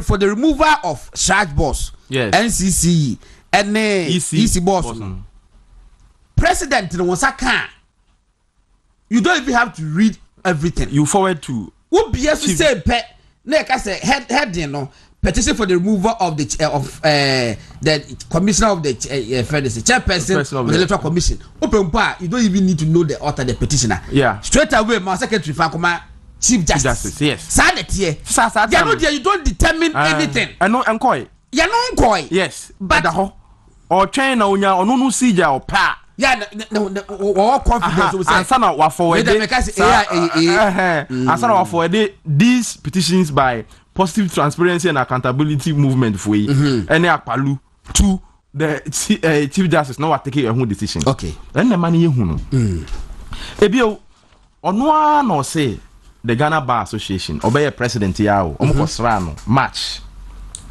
no say they should feel free to criticize his government because no President Mahama no GD say you are officer no be one ma so omu hwe na say enko yi a oso mo ka ho asem nti wo hwe na webra GBA led by the current GBA president, Madam Ifua Gate-Yaku Huan, or say, you have been a strong, this is President Mahama, I'm quoting him, or say, you have been a strong advocate for the rule of law, respect for human rights, the constitution, and freedoms. I believe that the role you play is important for our society and to society to progress. So, as I have told civil societies, you must have freedom to point out when things are not going on right. What you say? And now, on one catch a bar association for you. And then, why are there? Now, bar association for you at Nasa say, no, I did away and oh, quite now, and from so one, I feel a year it moved from Choba group. It be just say, all man of including the Deputy Attorney General Crampo, Akasetia, the bar association positioner. Yes. Some side dear, one my Bible assembly Brian Crew. Oh, I didn't. Set to be as it will be what we dinya, you blue as a follow. But also a very good lecturer. And Oma Omacho be a very good lecturer. And say, Uber a very good Attorney General. Sure. Yeah, they see your example will be honorable. I guess I will be a deco tampos like a kedemana or to papas me. Twice. So, and the Ghana Bar Association, I call a meeting. In fact, the meeting they invited all members. Ebi manko o chefie now we say be a kokosi ehia na mama na makohia na makoti decision ma makoti decision a na me tabonti me ni onti me say me nka ho ana say na me kasetia no I'm sure say within constitution mu no say bibi wom na so take decision na no omo nya adwuna there are processes to go and challenge it or set it aside yes. And ameboa yeah na wanko omo mu ko ya ko take a decision say Adia President Mahama Ayeno, Watumra, and Osha lawyer Bosso, the 296, 1, 2, and 3 na ABC na. Yes, the 146 nature said the president can form a committee, obey Jimu, so no repetition. After so bet me atrocity inquiry CJ. Yes, suspended CJ no. But discretionary. But 296 no discretionary no chair say. Nikwasa we bias. Dabi. But from ni comment from opposition any abem any bibia wa ye kire say na wa nya adwempo bi dada so obe suspend no yeah what I say enti you can disagree like me say me I disagree with the bar association just say on so mu the prima facie case no enyina so apɛ the mama gina so o dey take here you know even though me feel say can nko e do ho crampo no mu say no kind of 146 now say Bibi or ye baby I should be in camera. You can say a babontine. Enti say an association be a bishusha. One share or Becca be a wetia emra. But how to kind of 296 ABC Nipa ye dia. And also the old exercise discretionary and you all say, oh yeah, President Mama wafum. So, but again, on Becca say, Adentina unko through the court to challenge it. And until I'm saying, be more court no. I'm saying, for any former attorney general lawyer or court on that. Come kumpo and contract a case no kwapon komu nimpo nwie. Asa na take this but and I'm saying when ya adwempo bi say chinchina or bepam no nti no. On train officer check delay. Nanga. So because in deciding the prima facie case no. Again ngiri and ben the comb.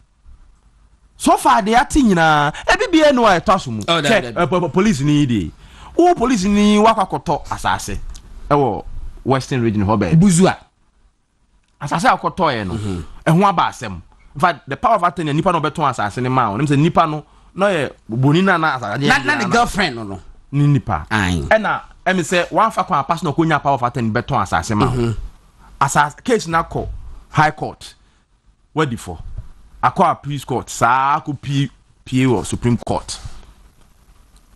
That's a chief justice. No question na case no so. There were other 4 other judges on the case in so. Now omu free say omu adwimu no. What dia niamon sembia tia omu. Was it chief justice atiatia no? Atiatia. Na atiatia no. Yes. Omu ko share court records no mo. Na enim atiatia ni nim. Just say meanwhile minim say even kura court.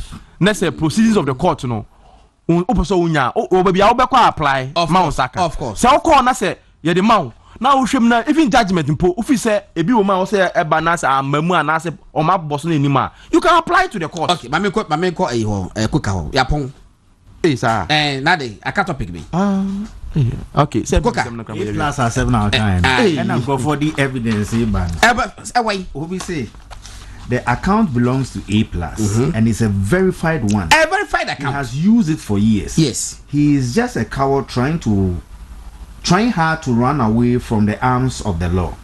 His involvement in the NSS scandal, as alleged, the AG has a substantiative evidence to jail this coward. He is quick to do U-turn. And on Facebook, the evidence available against A plus in the NSS scandal, if found guilty, has a tendency to initiate a by-election in but now nobody has any evidence against A plus with his involvement. But no Attorney General no he is withholding information from the public. Yes, because at an Attorney General when you be nyantokwa wuti be kache Ghana for say ye ko busa A plus say e dey wonim efa national service scandal ye ko busa the day what no Attorney General what does he know about the level of involvement of A plus? Yes. Because he said the say the new normal and say so or the case ni court no file we are oba press abecheche mu kan de ombia it one de untiminka it wonim say na A plus huna A plus ama wakoja to ko pulu no trust me national service are 7 now A plus wakoji sawo so ko e de no won kan ho asem bi Attorney General kan ho asem bi. And what would they make us say? But that would be dishonest on his part. But that is it. That would be dishonest. Now where you any program Paul ye show. What's any test message? And also by accusing you. Or say I know I'm not as timid as WW was saying he has credibility more than the one was it the guy he works with at the law a law building or contract building. Wait, Attorney General, you descend so low. Now when put the one who talk at Tanumo, Attorney General, get out from the gutter and go to court. Now who are credibility? And now become credibility. Me, I've always known that Attorney General say we're a credible person. You don't need to. But for the past 2 months, the war in a baller delivery. I'm telling you, a beautiful one man. How can you accuse somebody? Say we why say. Now what me as abosomi aba. What do you find in court? After what do court to we look or see what all of a sudden I file something against him. Ama after the now the guy has been convicted to prison custody. Kwame, do you think that you fair? Somebody who was on bail.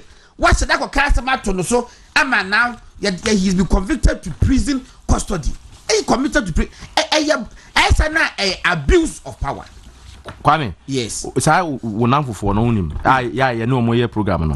Obi a send me message say, okay, say issues are yakaseti as just ni nyina mpo na ntwasoma or agree say bi one ntwasom. But ni travel no. Hwe makoje nyankuma menya a copy of the travel policy no. Yes. The 9 no T. Or say the Chief Justice shall undertake unlimited official travel. Unlimited. With either his or her spouse or other persons of his or her choice in a year, fully funded by the Judiciary Service. It's so clear. Yet, now holiday crown you see the holiday now on any nikunu koy. The go holidays no. The kone me ana se nko ne hwan na nko. Na president kwa onye on ne nko. Ministers kura po tu kwan sometimes aban ni kura timi ebo mo ka. Spouse CEOs no tu kwan akọ holidays na nko kwa me na nko akofa me kwa me national service adwuma wo Pan African Writers Association powerhouse that time no na executive secretary the late professor Atukwe Wukan yago for the crazy or official assignment what dey hear na eko power na ebo ho ka bata me na me koto ticket no bibia in fact me koje pass first airport say VIP pass me jobu mienu kwa the same everything. So what are you saying? But you see on say Sami Jemfi kasa no or say but there's a part it's private no kwa also need security pen eko meba but all kind of policy now 14 now there's a word be a differentiate the Sami Jefi canon from the truth. Okay? Or say in the case of a quinquennial leave, but I'm gonna call Montessori, maybe call LNT, Yanam. The quinquennial leave, the Chief Justice shall travel with his or her security without accompaniment of a personal assistant unless the leave involve performance of official assignment. So the quinquennial leave, let me check it the meaning of quinquennial. Now that you say 5 years bia, say be or leave bia, holidays bia, and the honor and the on any security ni pe. Now, but to see about onya 5 years, onya. It is that leave no occur no. It wasn't a quinquennial leave. I don't think nanka was sent on any bodyguard pe and echo. Okay, it's a quinquennial no. Yes. Yes, spell no UINQUENNIAL. Fantastic. Right. But when who spell no? And to live one, you call 5 years. Yes. At Chief Justice Obaya no. Only 5 years. What is 5 years? That be, so you cannot equate leave no to this one. No, it is not. Meanwhile, in the past, CJ Bia to quite on any partner. He said Bia only partner. Now vice second ladies in particular to about mom. There be no move to quite. Abai mom hoka. Abai bo. On offices abai and moka and tia man. I say electoral commission chairperson. Go to quite. What to the spouse? There be also kofa. What to the spouse? NCC. Can you imagine? What to the spouse on quite? Can you imagine? What are you saying? Okay. I think one of the monuments benefits reports now, former Deputy Attorney General or Chechimu Asempano, and we can say, I didn't know what he is entitled to in terms of benefits. The latest monuments we know. Chese unusu bikra, and he say, oh yes, our argument, no. Now we share the benefits due here now. Then you are not just being fair. You are just being biased. And I think say because there is this perception say the people don't understand the law and you can run with the law without any explanation. This is normal. Sammy James just threw it into in and then the whims of the law FI and a bear say as of Mujani. But tenacity now kind petitions now you so laws no more state or petition one say be anywhere basis now president more would gina platform so a two crop for say so more value or for appointment say